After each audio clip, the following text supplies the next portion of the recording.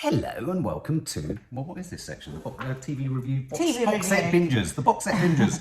Listen, if you're new to our channel, we do so much on here. We've got our family reality show, movie reviews, TV reviews, mental health films, coffee moaning every Monday, right through to every week, Monday through to Saturday. There's loads going on. So hit the subscribe button and notification bell so you can always know what's going on. And we do a lot of, obviously a big part of the channel is TV, it's movies and TV reviews too. So, and this series, Marriage, we reviewed episode 1 when it went out. Episode 2 obviously went out the next night. All the shows are available, but we're watching them on terrestrial, so we're going to be watching episode 3 and 4. Yeah, vintage. We like to almost watch it with the nation. Retro. With the nation. So Marriage, episode 2, starring Sean Bean and Nicola Walker, isn't it? Yeah. Before we go any further, utterly brilliant actors. Oh, utterly brilliant actors. I mean, utterly brilliant. Almost to the point that I find any other actors in it a bit distracting. Exactly. Do you agree? Because because they're playing so real. Yeah.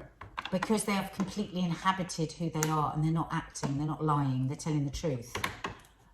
A lot of the other actors almost seem pantomime, and that's not fair to those other actors because they're all good actors, but it's just in such stark contrast that I'm almost, whenever any other actor comes onto the screen, and honestly, you actors, you are good, I'm not having a go, I just want to go back to them, and I just feel it's a two-hander. Yeah, I agree. I think it really struggles. I think in a sense it leaves all the other performances and actors hanging out to dry, really. Vulnerable, exactly. I think what would work better, and if I was the wife or the husband of the writer, I would say, listen, I'm just thinking about when you give me scripts, go, listen, why don't you go really brave here and make it a two-hander? Yeah. And the rest of the world just comes in through their conversations. I think it would work brilliantly.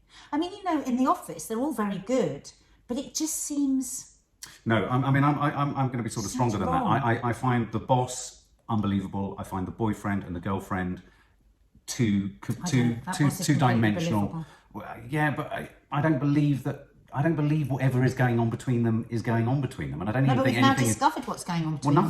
Nothing's going on between them. But a little part of her, when he's nice to her, likes it. Thinks, oh, it's not to the point where she wants to leave her husband, but she's a woman, she's menopausal. She's like, oh, I've got a little bit of attention. So when he said to her, "I like your red jacket," he was actually just being a smarmy git. He's used to giving people compliments, but she actually took that to mean something. I've worked out what the directorial mistake is. I don't think it's about not having the other actors in it, because you can't, it would be utterly artificial to have a married couple who've been together for years, not interact and say, I really like what they're trying to do with her relationship with her father, James Bolam, and pressure on their relationship and his support and all that. I don't like James Bolam in it. But what I would say they needed to do, and I would have recommended or suggested, or would, I think should be done, is that the ancillary characters should only ever come in relationship to them. So for example, when we had the scene with the boss and the employee, I don't care. I don't actually care about the boss and the employee, and I'd rather leave all that. Let's assume that we can make our own assumptions that he's a bit sleazy. Maybe that's more what I mean. And the scene with the daughter at home when her boyfriend was being controlling over the stove, it was such an obviously written scene. It was, and I know that some of you guys actually, after our review of the first episode, and I said I didn't find that believable, and some of you actually said, and I heard you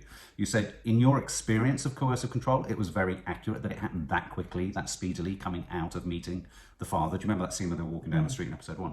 But I don't actually really care at all, because I'm so invested in Sean Bean and Nicola Walker. I don't really care about what's going on for the others outside of how it affects them. There is zero chemistry between the daughter and the boyfriend. It just doesn't work. They're just completely unbelievable. Yeah. Can I tell you a beautiful scene that weirdly really, really charmed me? And I thought they played it so awkwardly brilliantly, was when they were both watching their daughter perform. Oh just my God! That in itself, if you are an actor, if you are a young actor, Sean Bean watch and Nicola Walker. That. It is genius. There are moments in this series where the two of them, I'm open-mouthed at how brilliant they are. The laughter that they've got going on between them. And I love they're keeping that going. I love that there's a that lovely scene where he said about the pajamas. And you really believed you thought, oh, in a minute they're going to have it on the stairs. It was really like... Yeah. And we don't see enough of that. We don't see enough of the ordinariness of a marriage and what can be found sexy between two. Because I think in the first episode, when a lot of our younger viewers were saying, oh, God, if that's marriage, God help us. Yeah. But I hope when they saw that scene in the kitchen and he's got her the Chinese, she's had a bit of a bad night with her dad. Dad's a horrible, controlling bastard. He comes back, he puts the food on the plate for her, hugely romantic. I'll just do you a bit of everything. Go on, you get in there. The absolute comfort of lying on the sofa having the prawn crackers. I love that. And then the sexy moment in the kitchen.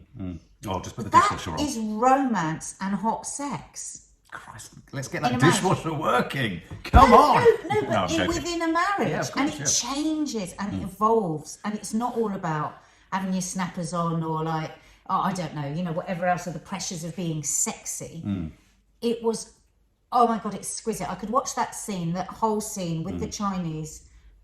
James Bond was really annoying me. Well, that scene I thought was particularly bad, where she went around and she was making him meticulously. Was so she was great because she was doing all that stuff with the sandwich and the beer and the going to the fridge and coming out of the fridge. And to be honest with you, James Bond I thought they were both doing what it said on the page, but I thought as a scene it was stretching our believability, because I thought no one would have tolerated what he was saying or doing to the extent that she was tolerating it and carrying on with what she was doing, because he's being manipulative. We needed the line, I'm being lonely, can't you stay with me? We needed something else. Yeah, we were literally mouthing what we would have had him say, because it wasn't real.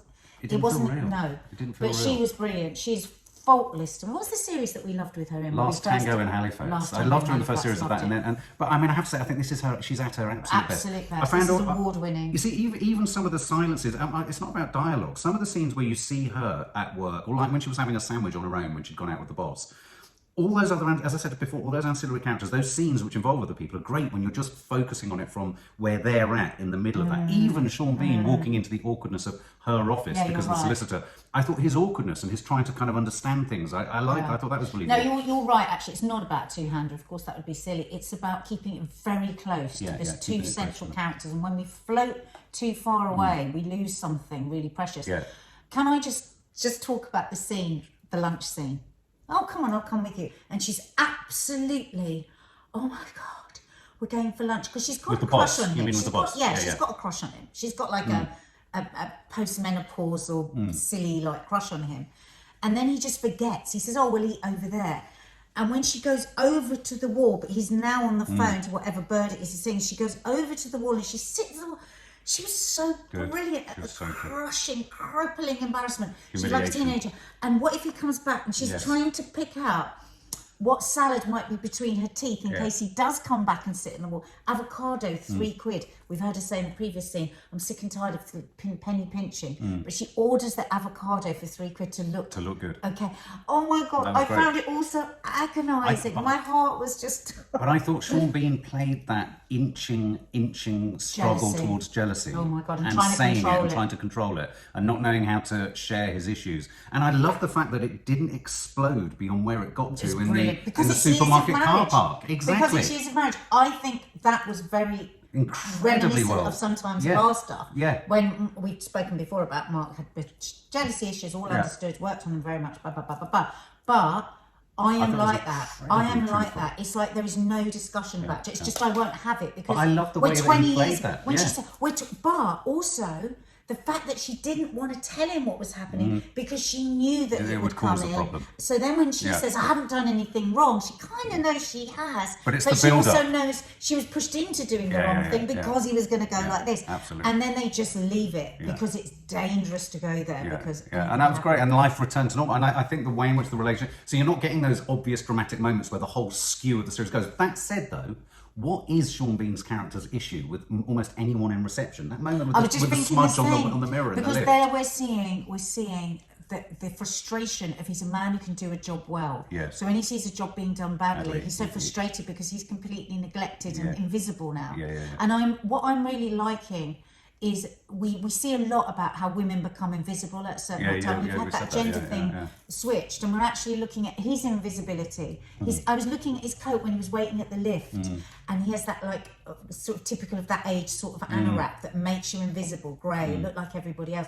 And my heart was really aching. I thought I'm going to look a bit more at men of that age and think, do you? Because I think a lot about it for women, but I don't think about it for men.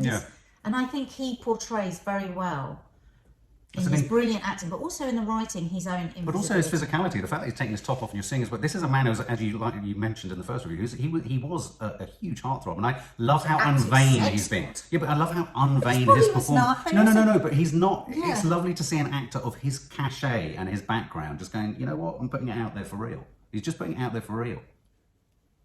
Oh my God. And that brilliant bit when they come back and they haven't had the dinner. Yeah. And they just take their things off, and it's okay because they've had 27 years of knowing that these things aren't the end of the fucking world. And when you're younger and your anniversary's been ruined, and it's like, what does it mean? And yet, you know, it's not the end of the world, and tomorrow will be another day, and your marriage will survive it, and you know. So Apparently in episode 4, don't say. an armed robbery happens. Oh, shut up. I'm joking. No, anyway, it's so looking forward to good. episode 3. Subscribe to the channel. Check out, we did a live review of episode 1, and we will be reviewing the next one on Sunday. I think it's on Sunday night, yeah.